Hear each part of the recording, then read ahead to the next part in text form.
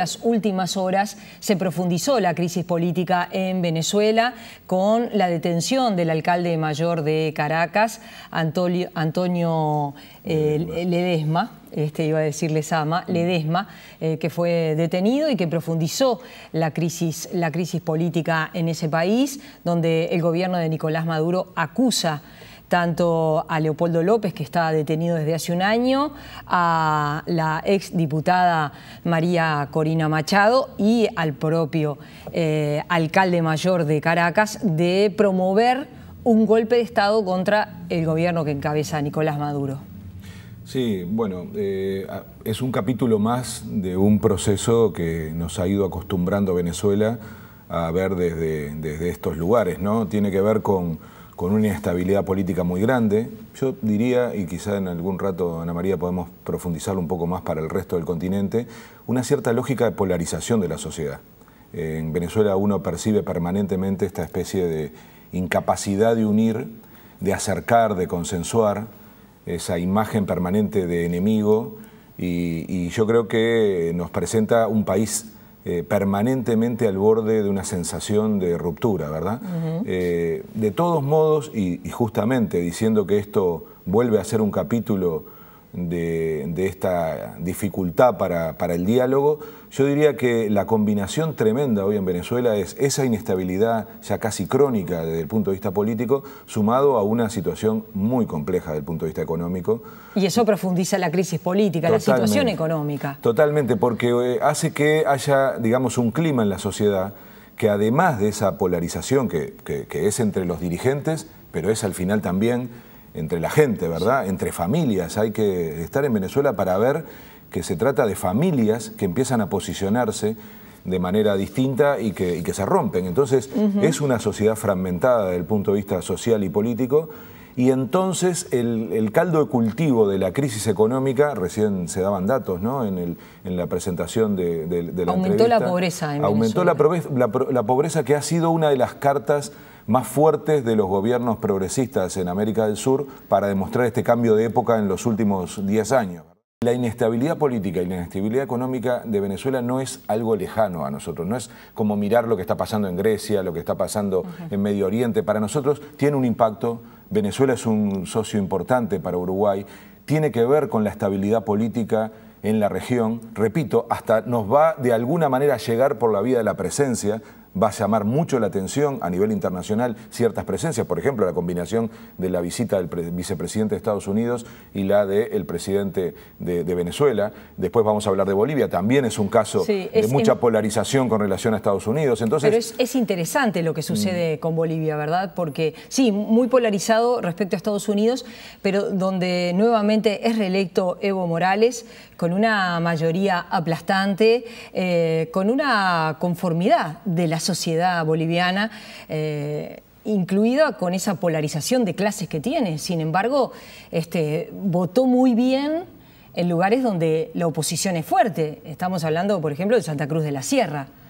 Es verdad, y mira, siempre se compara mucho. Es un ejemplo lo que hace Evo Morales. Totalmente, pero fíjate cómo en muchos análisis se pone en un paquete a Bolivia, Ecuador y Venezuela, ¿no? Como contraste a las otras izquierdas menos radicales de Chile, Uruguay, Brasil. En verdad, Venezuela no tiene que ver con eso. No tiene que ver con eso. Tú acabas de dar un dato relevante, la forma en que ha sido electo. Ya va por la segunda elección en que pasa el 60%. Y el siguiente competidor no llega al 22%. Pero además el nivel de confrontación es muy diferente. Es muy diferente, la estabilidad económica es muy diferente. Es un país en crecimiento, es un país que le está yendo bien a Bolivia. El segundo país que está previsto con mayor crecimiento de América Latina para el 2015. Entonces, estamos frente a un escenario muy distinto en lo político, en lo económico y en lo social. Tiene mucho que ver con el cambio de paradigma en Bolivia sobre las mayorías. Lo raro en Bolivia no es que Evo Morales sea presidente, lo raro es que antes no fuera presidente un indígena. Claro. O sea, y que fuera presidente, por ejemplo, una persona que tenía dificultades para hablar en español porque su idioma original era el inglés. Y fue 15 años presidente. Entonces, había estudiado en Estados Unidos. Exacto. Entonces, digamos, lo raro es eso, cuando casi el 80% de la población es indígena. Entonces, a veces nos sorprendemos de cosas que son exactamente al revés. En realidad lo que da sorpresa es que un presidente boliviano no sepa hablar en la lengua que tiene y además y que fuera de la misma conformación étnica que el 80% de su población. Entonces es otra cosa. Yo creo que estamos frente a la consolidación de un liderazgo. Desde una sensibilidad como la uruguaya podemos sorprendernos de una reelección. Vamos por 3 periodos de Evo y eso a los uruguayos no nos gusta mucho. Pero Evo acaba de ganar con más del 60% de los votos. Es muchísimo. Entonces eso no se puede cuestionar desde el punto de vista democrático. Es un nivel de consenso social muy alto. También está Paraguay y lo incluimos a Paraguay porque Paraguay es un país muy importante para Uruguay. Hablamos poco de Paraguay, hablamos poco de la relación con Paraguay, sin embargo, nuestros gobernantes, y estoy pensando incluso declaraciones del designado canciller, el ministro de Relaciones Exteriores, Rodolfo Nin Noboa, que señala la importancia que le va a dar al vínculo dentro del Mercosur con Paraguay. Es verdad, lo ha dicho y creo que va a ser una incluso de sus primeras iniciativas y tiene que ver con esta necesidad de encontrar reequilibrios en la región, en particular en el Mercosur, pero no nos olvidemos de los círculos concéntricos, ¿no? Mercosur es nuestro primer espacio, UNASUR el siguiente, ambos tuvieron un papel clave.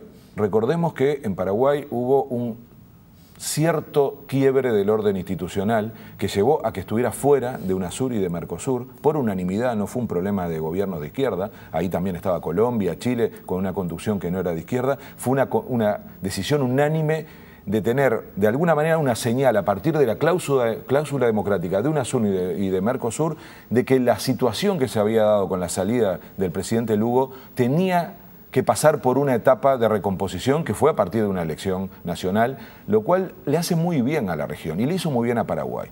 Ahora hay un gobierno electo con muchos problemas, es un gobierno con dificultades, sobre todo para recuperar la estabilidad política, no la estabilidad económica que la está teniendo. Sí, incluso es un país en crecimiento, incluso de los países que el pronóstico indica que es de los que más va a crecer en la región. Exactamente. ¿No? Entonces, ¿cuál es la estrategia de Uruguay? Volviendo siempre a esto de tratar de mirar cuánto nos impacta a nosotros.